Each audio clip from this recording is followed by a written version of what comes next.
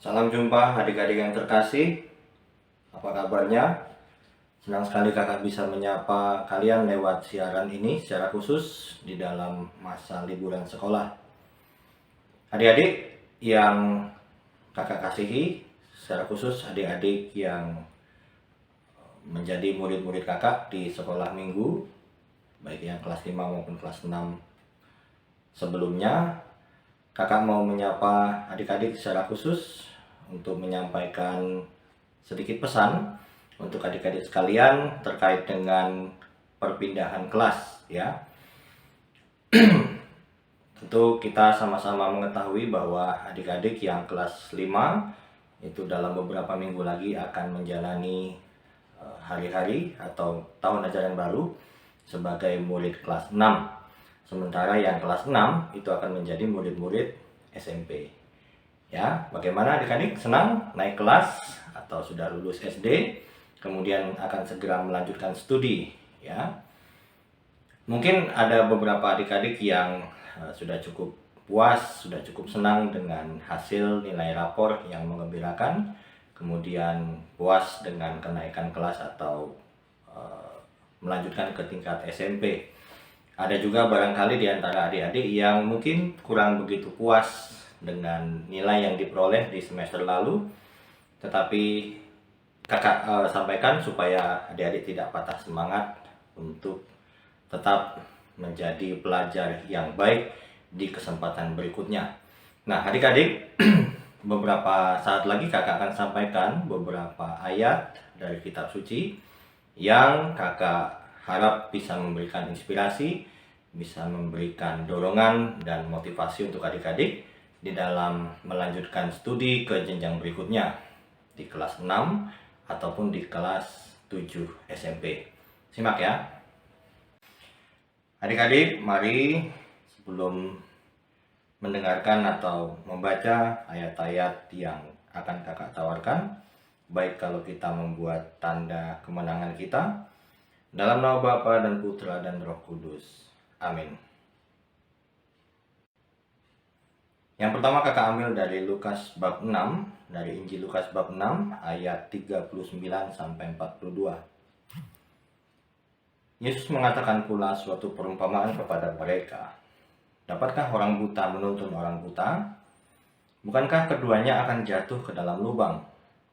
Seorang murid tidak lebih daripada gurunya, tetapi barang siapa yang telah tamat pelajarannya akan sama dengan gurunya.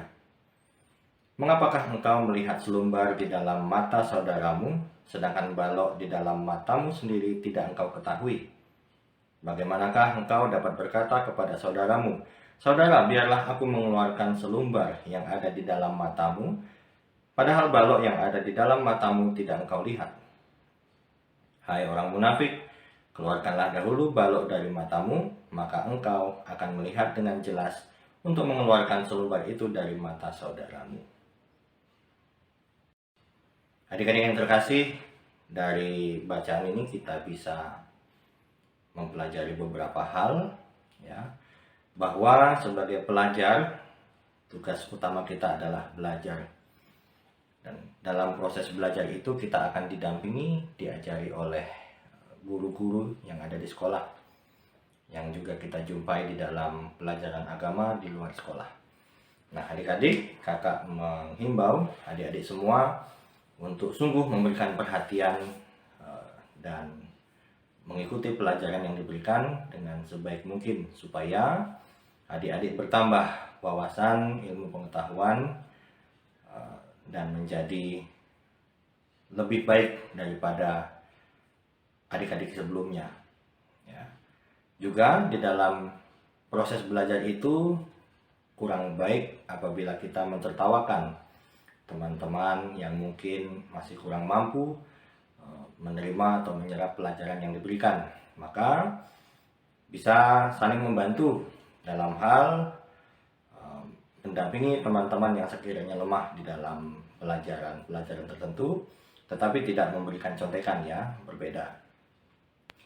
Diingat supaya kita tidak melihat kekurangan teman kita, lalu mungkin mengejek atau mengatai, sementara mungkin kita juga punya kekurangan di mata pelajaran yang lain. Dari bacaan ini, kakak mau menawarkan ayat khusus, yaitu dari ayat 40. Seorang murid tidak lebih daripada gurunya, tetapi barang siapa yang telah tamat pelajarannya akan sama dengan gurunya. Nah, gitu adik-adik. Jadi, ikutilah pelajaran yang diberikan di kelas dengan perhatian yang seksama, dengan mengikuti dengan baik, supaya adik-adik bisa merasakan hasilnya, bisa mendapatkan manfaat dari pelajaran-pelajaran yang diberikan, supaya suatu hari nanti adik-adik bisa sama seperti guru adik-adik semua. Yang kedua, kakak mau tawarkan dari Amsal bab 1 ayat 8 sampai dengan 9. Dari Amsal, kitab Amsal bab 1 ayat 8 sampai 9. Hai anakku, dengarkanlah didikan ayahmu, dan jangan menyia-nyiakan ajaran ibumu. Sebab karangan bunga yang indah itu bagi kepalamu, dan suatu kalung bagi lehermu. Tidak terlalu panjang, kakak akan ulangi dari Amsal bab 1 ayat 8 sampai 9. Hai anakku, dengarkanlah didikan ayahmu, dan jangan menyia-nyiakan ajaran ibumu. Sebab karangan bunga yang indah itu bagi kepalamu, dan suatu kalung bagi lehermu. Adik-adik, selain juga belajar di sekolah, tentu juga adik-adik akan mendapatkan bimbingan, pendidikan, dan ajaran di rumah dari orang tua adik-adik sekalian. Maka silakan ditaati, ya, silakan dijalankan apa yang sudah dinasehatkan, apa yang sudah diajarkan di rumah. Kakak percaya bahwa semua orang tua akan mengajarkan hal-hal yang baik kepada anaknya, supaya anak-anak tersebut juga melakukan hal baik yang sama. Masih dari kitab Amsal, adik-adik sekalian, kali ini dari bab 12 ayat 1. Ya, hanya ada satu ayat di sini. Dari kitab Amsal bab 12 ayat 1. Mari kita simak bersama-sama.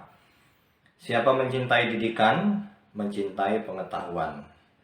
Tetapi mereka yang membenci teguran adalah bodoh.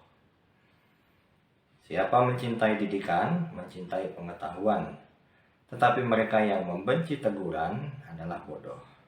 Adik-adik yang terkasih, ada kalanya di sekolah atau di rumah adik-adik diberi teguran, atau bahasa yang lebih sering dipakai itu dimarahi, ya, ketika adik-adik mungkin melakukan suatu pelanggaran, tidak mengerjakan PR, atau mencontek, atau membuat keonaran, terlibat perkelahian, dan lain sebagainya. Ketika adik-adik melakukan suatu pelanggaran, akan ditegur, ya, bukan ditegur halo, bukan seperti itu, tapi diperingatkan. Ya, bahasanya sih memang lebih sering dipakai dimarahi. Nah, adik-adik, kalau misalnya adik-adik itu ditegur oleh guru ataupun orang tua atau mungkin kakak kelas, itu adalah suatu bentuk perhatian. Artinya mereka memandang mungkin apa yang adik-adik lakukan itu kurang pas, kurang baik, atau melanggar, atau merugikan orang lain. Maka terimalah teguran itu dengan lapang dada, dengan penuh kesadaran dan tanggung jawab bahwa itu dimaksudkan untuk kebaikan bersama. Ya, apabila mungkin orang tua di rumah agak cerewet mungkin menurut perasaan adik-adik, itu juga tentu untuk maksud yang baik. Nah, kalau misalnya adik-adik bisa menerima teguran ini dengan bijak, dengan lapang hati, dengan senang hati, dan dengan penuh kesadaran, tentunya hasilnya nanti akan lebih baik, ya, karena yang disampaikan itu adalah demi kebaikan adik-adik juga. Kita lanjut ya. Dari Efesus bab 6 ayat 1 sampai 3. Efesus bab 6 ayat 1 sampai 3.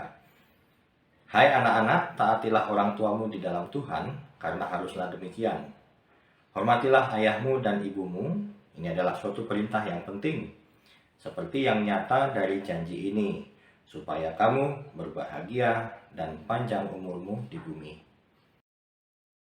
Selain kakak mengajak adik-adik semua untuk menjadi pelajar yang baik, yang santun, yang beriman, dan berbakti di sekolah, kakak juga menghimbau adik-adik untuk menjadi anak-anak yang baik pula di rumah terhadap orang tua, terhadap kakak atau adik, sehingga juga suasana di rumah itu juga lebih menyenangkan dan penuh kedamaian.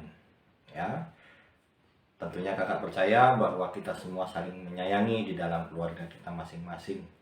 Maka ayat ini juga baik untuk kita jalankan, untuk kita resapi, supaya kita mentaati orang tua kita di rumah, ya, supaya kita beroleh berkat dari Tuhan. Terakhir, sebagai penutup juga, kakak mau menyampaikan dari Kolose bab 3 ayat 20.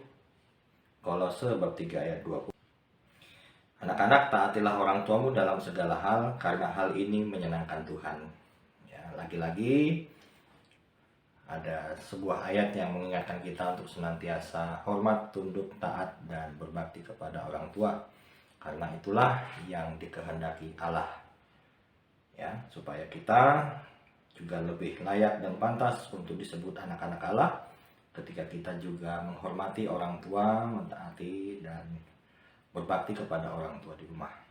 Nah, adik-adik sekalian, itu beberapa ayat yang kakak coba rangkum untuk kakak share, kakak berikan kepada adik-adik sebagai inspirasi dan motivasi untuk menjalani tahun ajaran berikutnya. Beberapa minggu lagi ya, adik-adik akan kembali masuk ke sekolah. Ada yang masuk ke SMP, ada yang melanjutkan ke kelas 6. Kakak himbau secara garis besar bahwa adik-adik menjadi anak yang baik, menjadi murid yang baik, juga menjadi teman yang baik untuk kawan-kawan di sekolah di mana adik-adik berada. Tidak lupa juga persiapan-persiapan lainnya, alat-alat tulis, perlengkapan sekolah seperti topi, dasi, kaos kaki. Kakak menghimbau adik-adik belajar menyiapkan sendiri ya, tidak terlalu tergantung lagi kepada orang tua di rumah. Adik-adik, salam dari Kak Aan, selamat menjalani tahun ajaran baru dan selamat menikmati liburan yang masih ada beberapa hari lagi. Semoga kita semua selalu berada di dalam lindungan dan berkat Allah yang Maha Kuasa, dalam nama Bapa dan Putra dan Roh Kudus. Amin. Sampai jumpa di siaran berikutnya.